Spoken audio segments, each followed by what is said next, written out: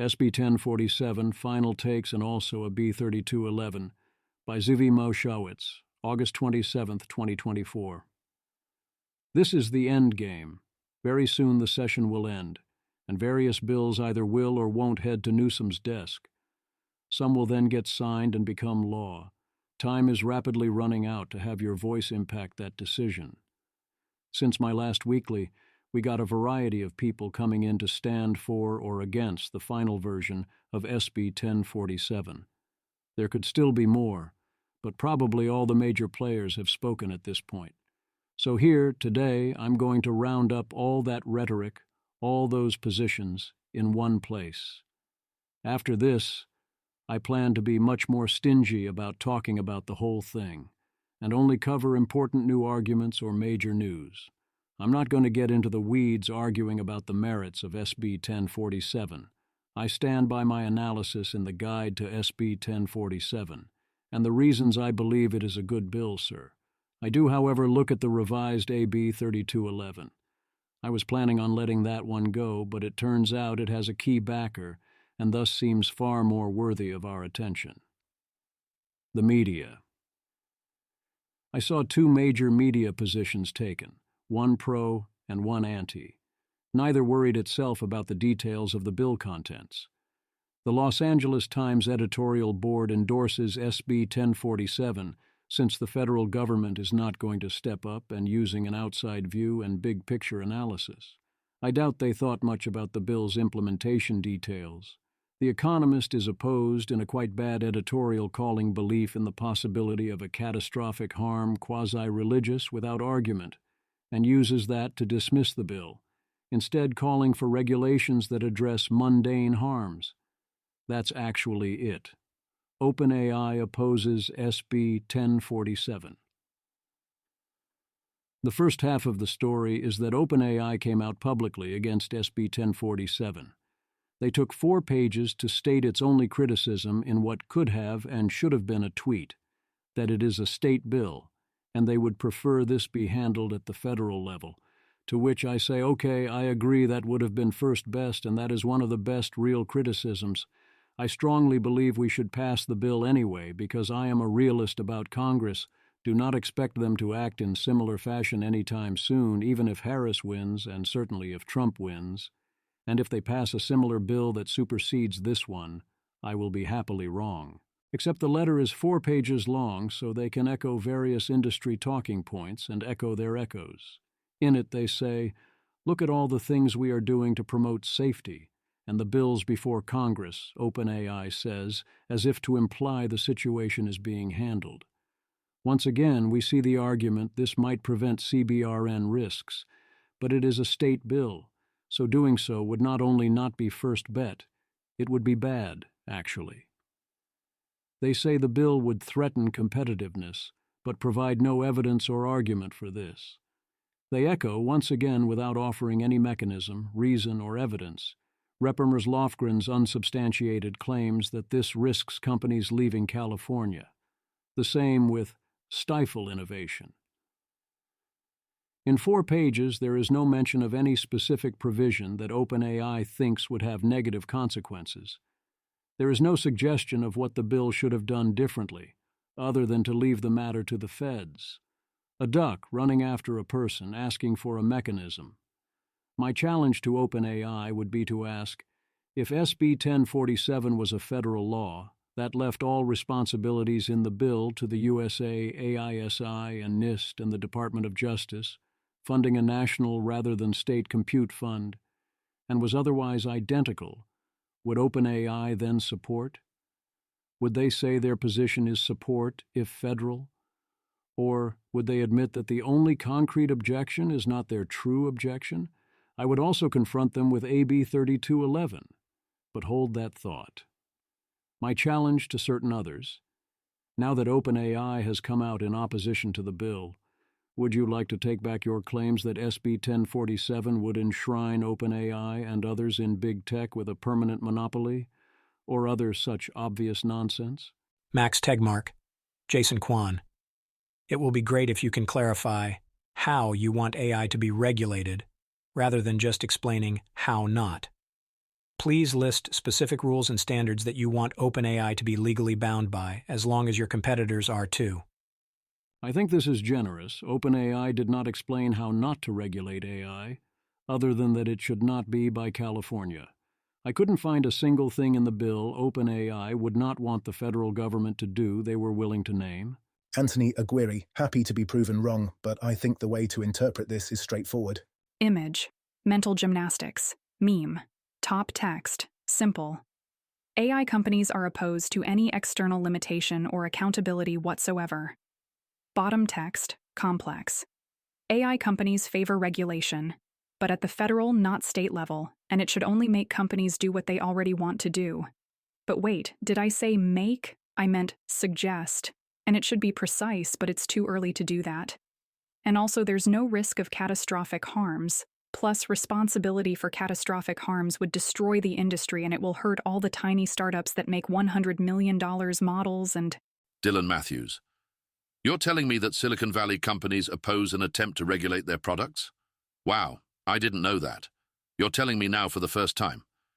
Obviously, the fact that OpenAI, Anthropic, etc. are pushing against the bill is not proof it's a good idea. Some regulations are bad. But it's like the most classic story in all of politics. And it's weird how much coverage has treated it as a kind of oddity. Two former OpenAI employees point out some obvious things about OpenAI deciding to oppose SB 1047 after speaking of the need for regulation. To be fair, Rohit is very right that any given regulation can be bad, but again they only list one specific criticism and do not say they would support if that criticism were fixed. OpenAI backs AB 3211.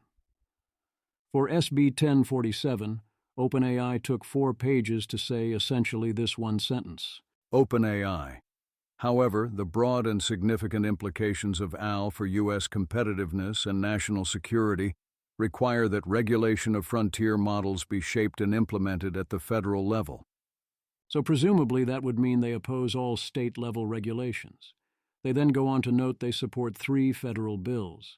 I see those bills as a mixed bag, not unreasonable things to be supporting, but nothing in them substitutes for SB 1047.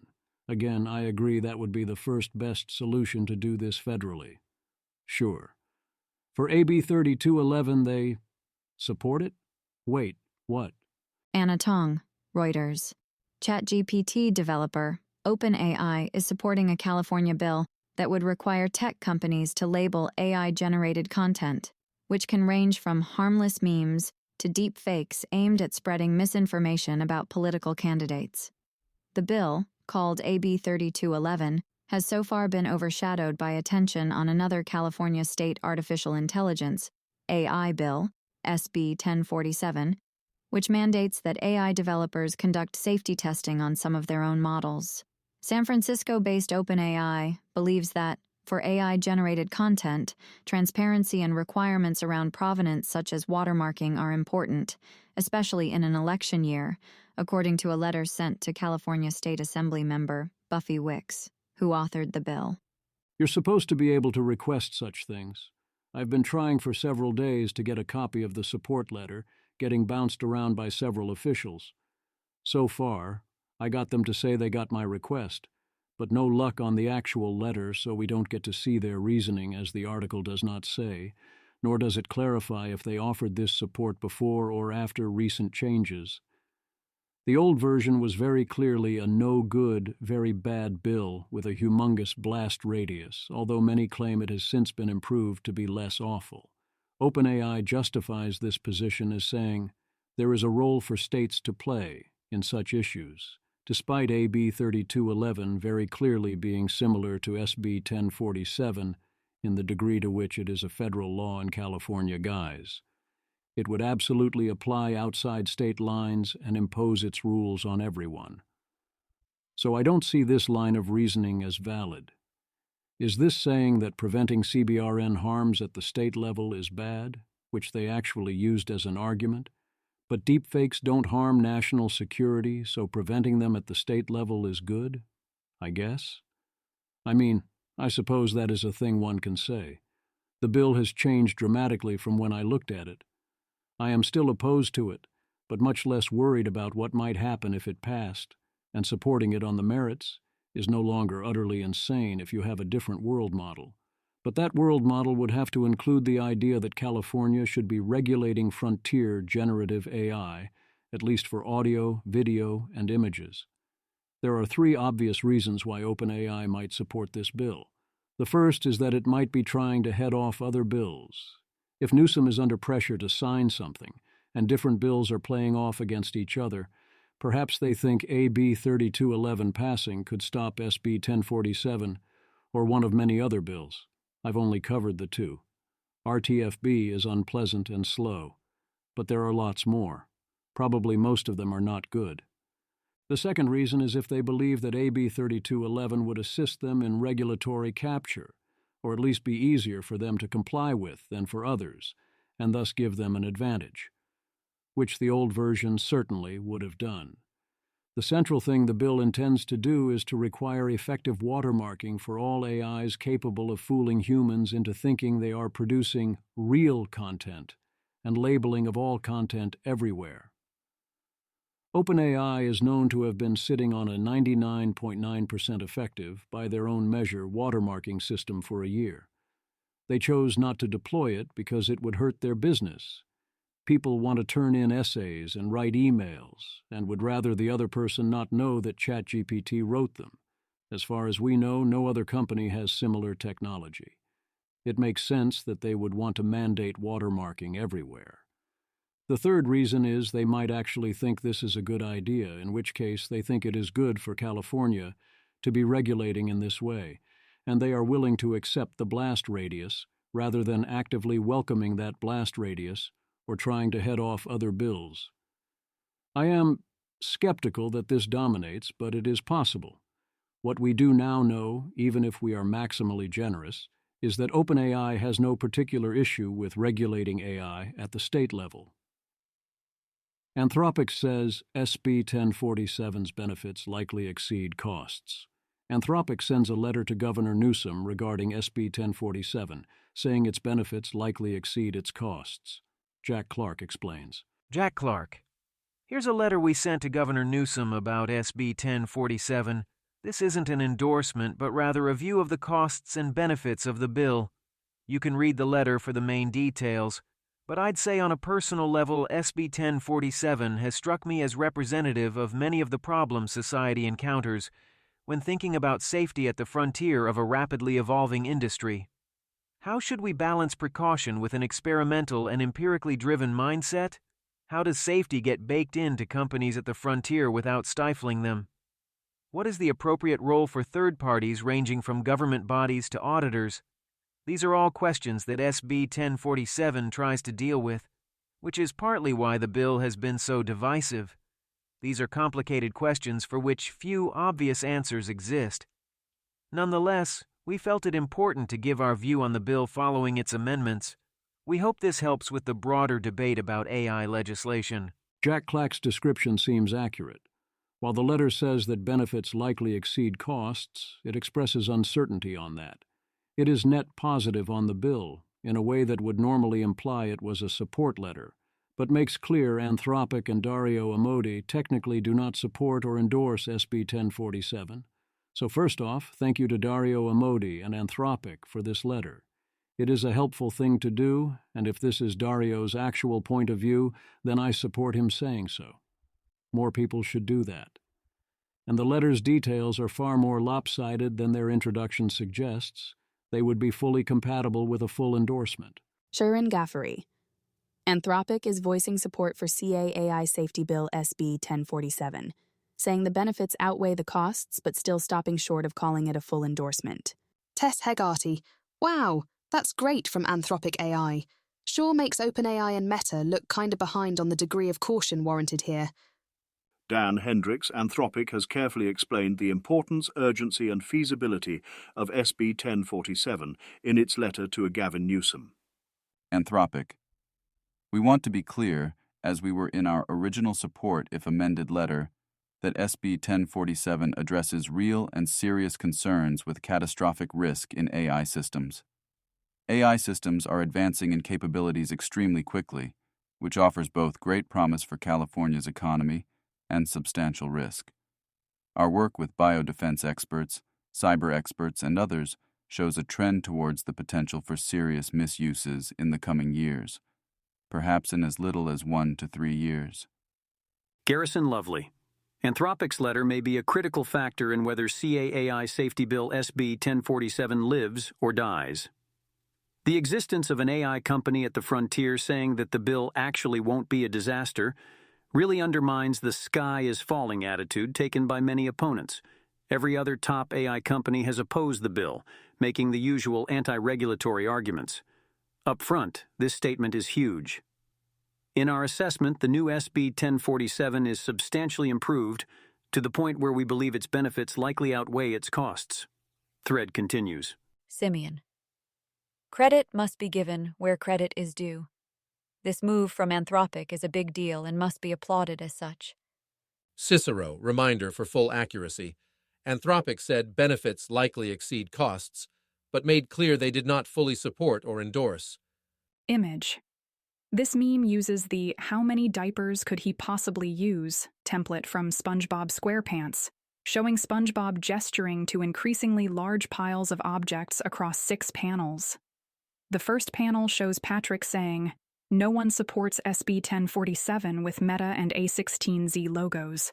The subsequent panels show SpongeBob pointing to growing piles, labeled Anthropic, 2/3 of tech workers themselves, 77% of Californians, the number 2 most cited AI scientist, Yoshua Bengio, the number 1 most cited and godfather of AI, Geoffrey Hinton, and finally, hundreds of other professors and AI scientists. Details of Anthropic's letter. The letter is a bit too long to quote in full, but consider reading the whole thing. Here's the top line and the section headings, basically. Dario Amodei, CEO Anthropic, to Governor Newsom.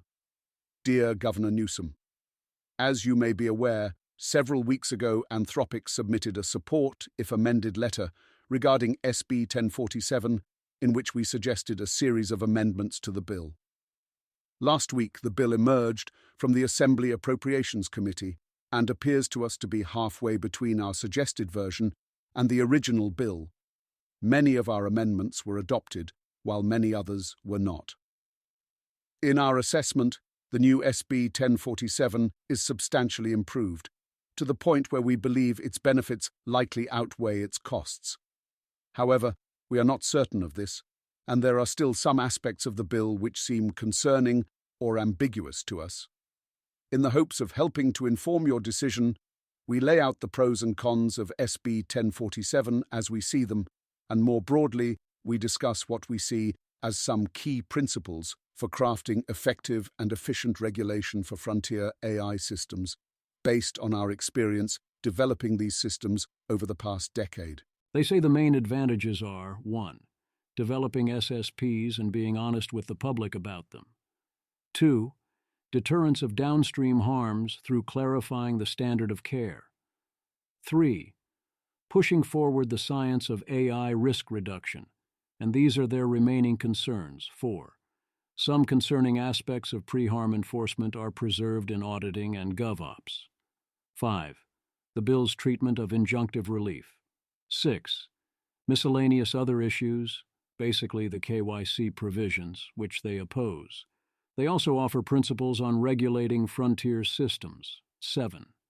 The key dilemma of AI regulation is driven by speed of progress. 8.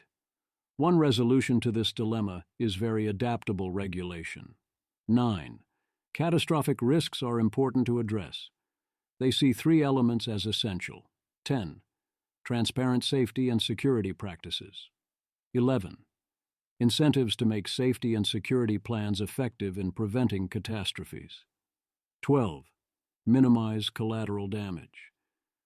As you might expect, I have thoughts. I would challenge Dario's assessment that this is only halfway. I analyzed the bill last week to compare it to Anthropic's requests, using the public letter. On major changes, I found they got 3, mostly got another 2, and were refused on 1, the KYC issue. On minor issues, they fully got 5, they partially got 3, and they got refused on expanding the reporting time of incidents. Overall, I would say this is at least 75% of Anthropic's requests, weighted by how important they seem to me. I would also note that they themselves call for very adaptable regulation, and that this request is not inherently compatible with this level of paranoia about how things will adapt. SB 1047 is about as flexible as I can imagine a law being here, while simultaneously being this hard to implement in damaging fashion. I've discussed those details previously, my earlier analysis stands. I continue to be baffled by the idea that in a world where AGI is near and existential risks are important, Anthropic is terrified of absolutely any form of pre-harm enforcement. They want to say that no matter how obviously irresponsible you are being, until something goes horribly wrong, we should count purely on deterrence. And indeed, they even got most of what they wanted. But they should understand why that is not a viable strategy on its own.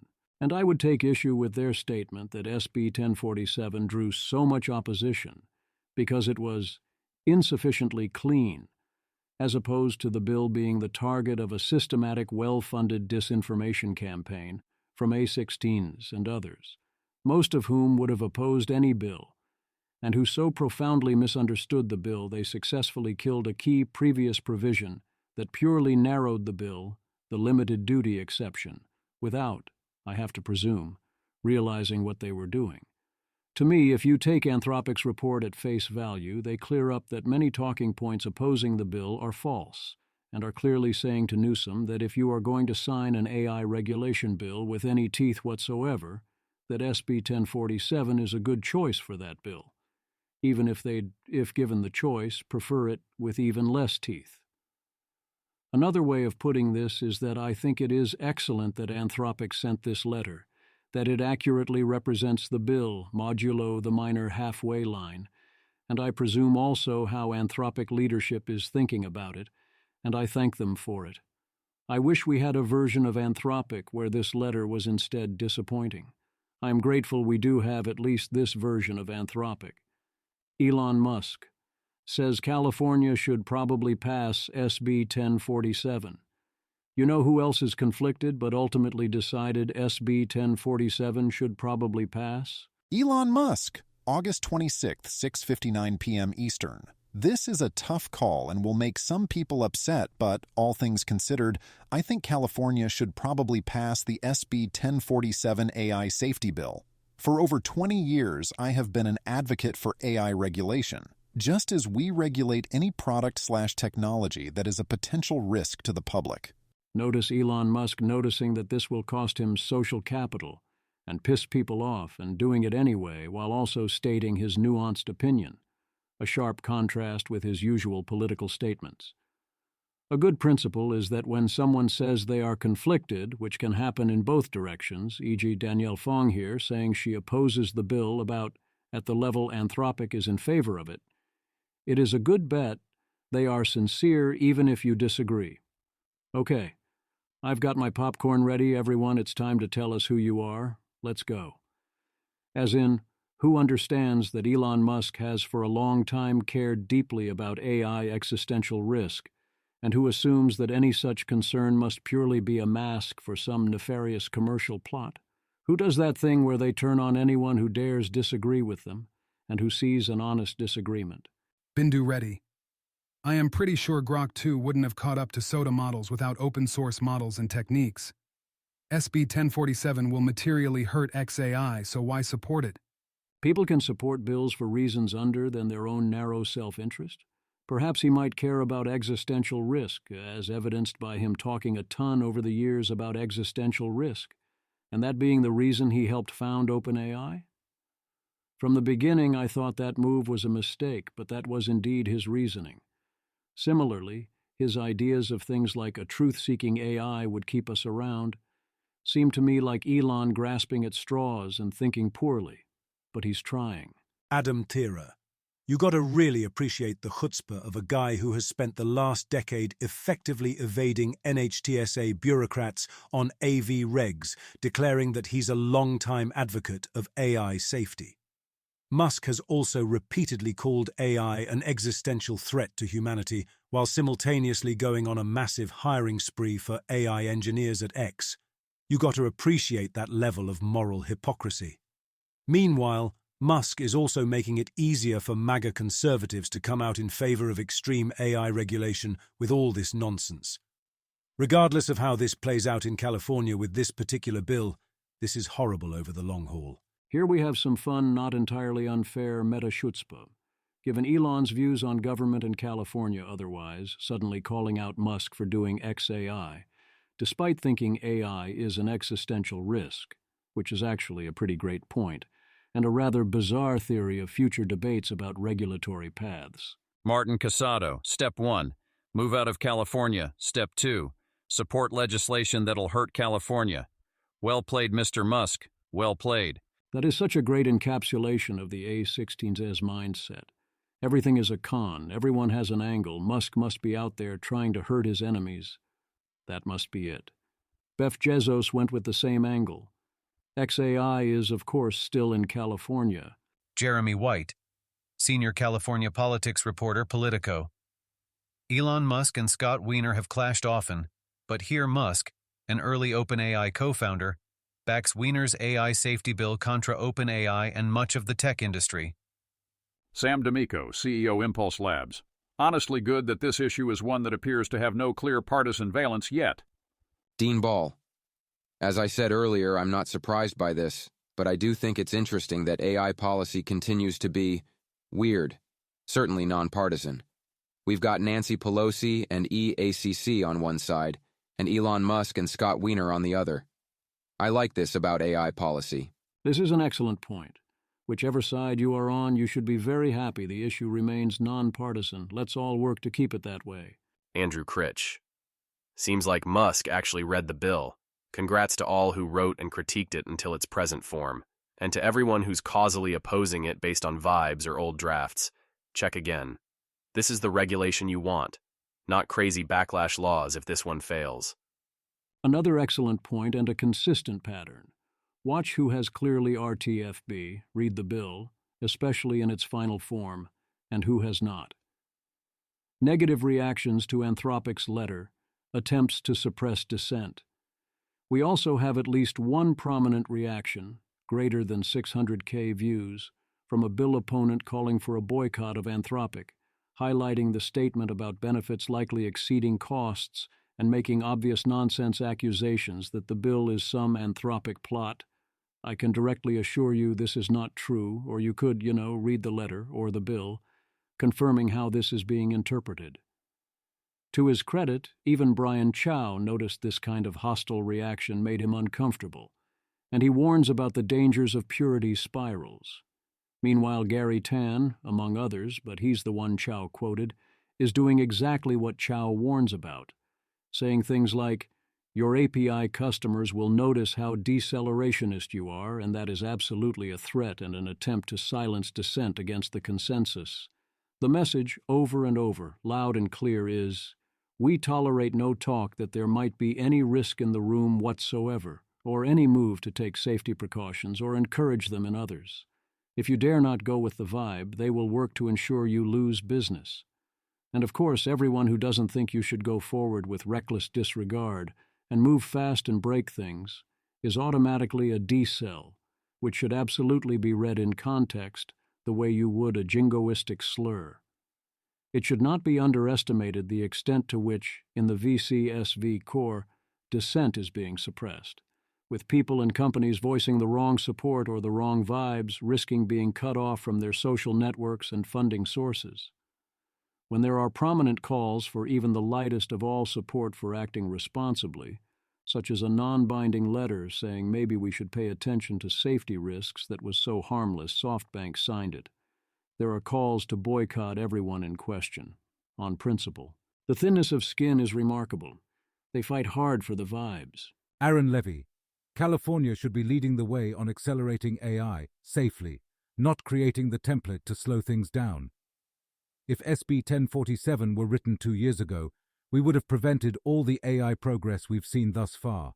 We're simply too early in the state of AI to taper progress. I like the refreshing clarity of Aaron's first sentence. He says we should not create the template to slow things down, on principle. As in, we should not only not slow things down in exchange for other benefits, we should intentionally not have the ability to, in the future, take actions that might do that. The second sentence then goes on to make a concrete counterfactual claim, also a good thing to do, although I strongly claim that the second sentence is false. Such a bill would have done very little. If you're wondering why so many in VC/YC/SV worlds think everyone is against SB 1047, this kind of purity spiral and echo chamber is a lot of why. Well played, A16Z. Positions in brief. Yoshua Bengio is interviewed by Shirin Ghaffari of Bloomberg about the need for regulation, and SB 1047 in particular, warning that we are running out of time. Bloomberg took no position I can see, and Bengio's position is not new.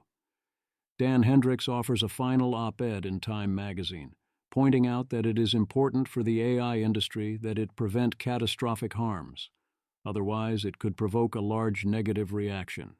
Another externality problem. Here is a list of industry opposition to SB 1047. Nathan Labens, Cognitive Revolution. Don't believe the SB 1047 hype, folks. Few models thus far created would be covered, only those that cost $100 million plus, and their developers are voluntarily doing extensive safety testing anyway. I think it's a prudent step, but I don't expect a huge impact either way. Nathan Liebens had a full podcast featuring both the pro, Nathan Calvin, and the con, Dean Ball, sides. In The Atlantic, bill author Scott Weiner is interviewed about all the industry opposition, insisting this is not a doomer bill or focused on science fiction risks. He is respectful towards Bill most opponents, but does not pretend that A16Z isn't running a profoundly dishonest campaign.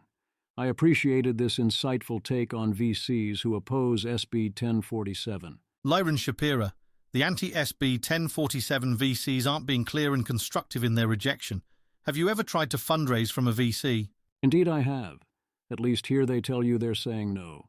Now you want them to tell you why and how you can change their minds? Good luck with that. Lawrence Chan does an RTFB, concludes it is remarkably light touch and a good bill.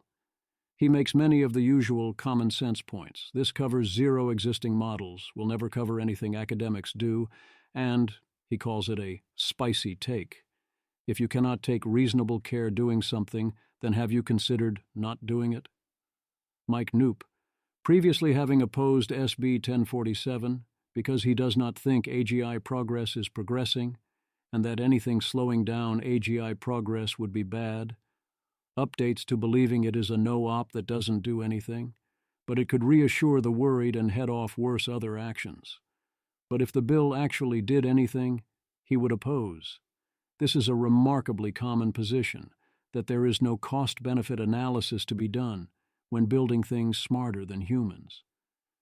They think this is a situation where no amount of safety is worth any amount of potentially slowing down, if there was a safety issue. So they refuse to talk price. The implications are obvious. Aidan McClough of Topology AI says, Aidan McClough, as a capabilities researcher, accelerationist, libertarian, and AI founder, I'm coming out of the closet. I support SB 1047. Growing up, you realize we mandate seatbelts and licenses to de-risk outlawing cars.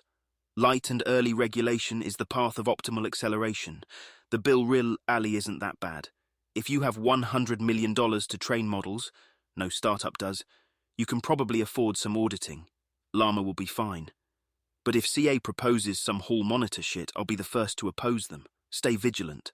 I think there's general stigma about supporting regulation as an AI founder, but I've talked to many anti-SB 1047 people who are smart, patient, and engage in fair discourse. Daniel Eth. Props to Aidan for publicly supporting SB 1047 while working in the industry. I know a bunch of you AI researchers out there quietly support the bill. Lots of you guys at the big labs like my pro SB 1047 tweets.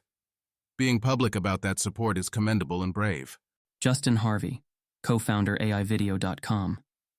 I generally support SB 1047. I hate regulation.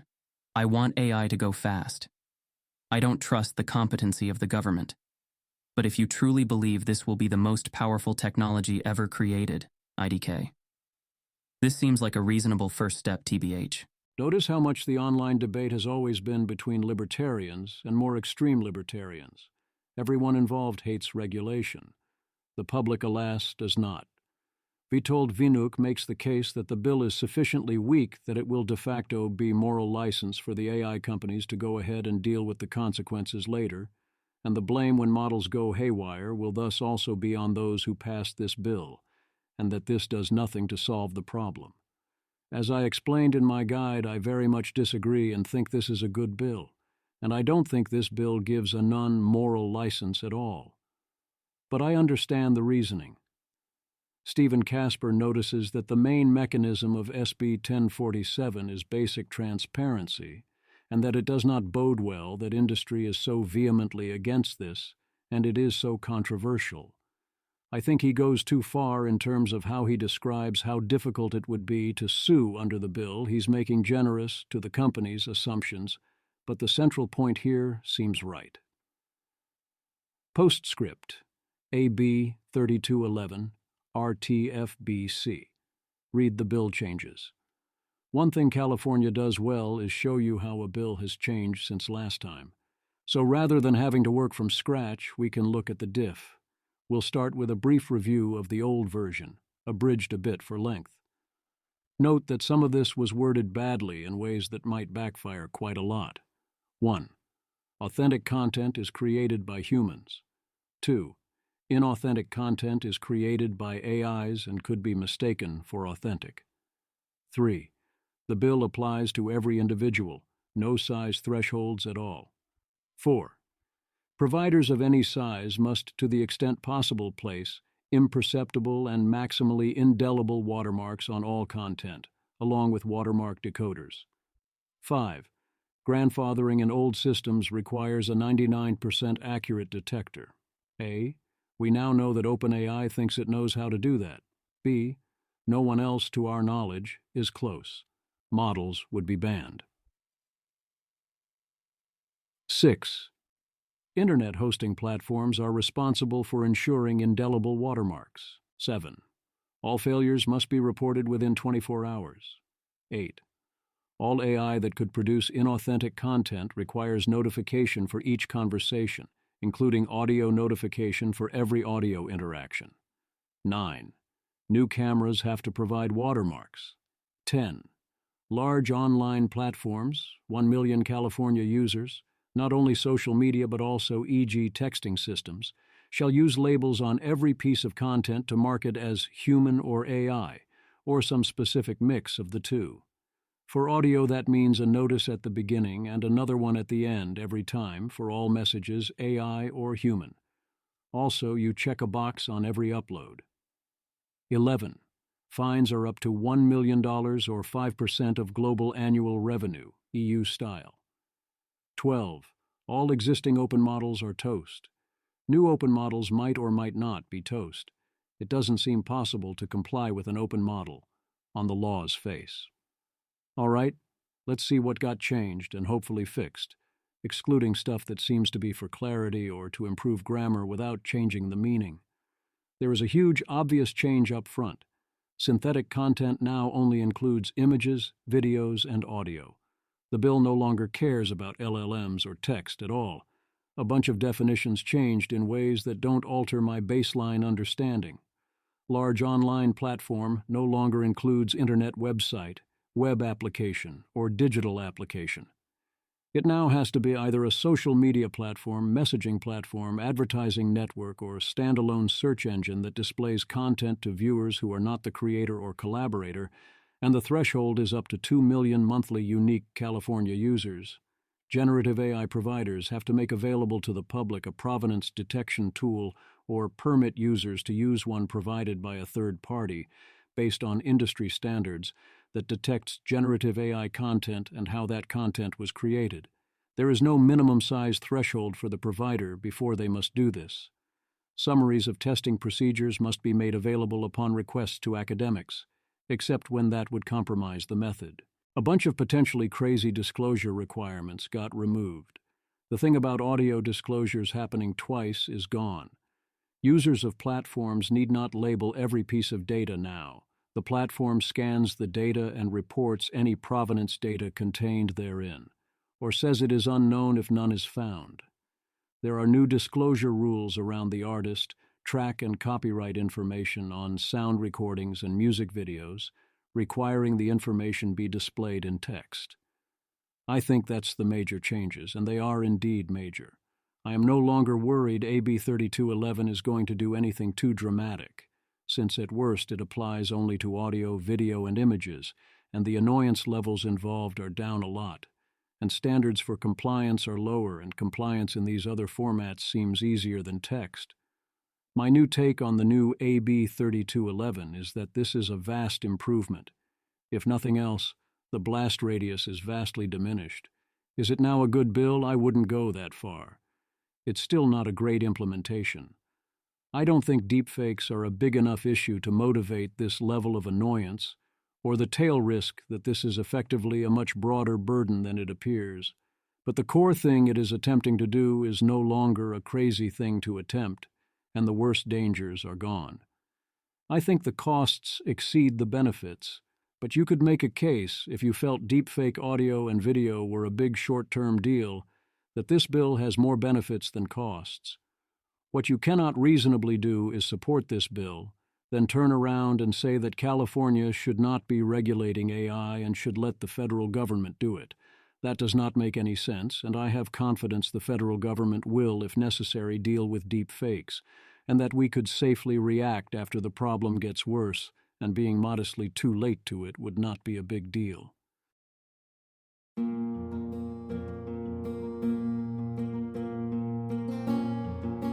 This has been an episode of the Don't Worry About the Vase podcast. If you enjoyed this podcast, please visit thezv.substack.com to support the author. If you enjoy having AI-narrated episodes, please note this is a listener-supported podcast. To receive new posts and support the cost of creation, consider becoming a subscriber at dwatvpodcast.substack.com. Thanks for listening.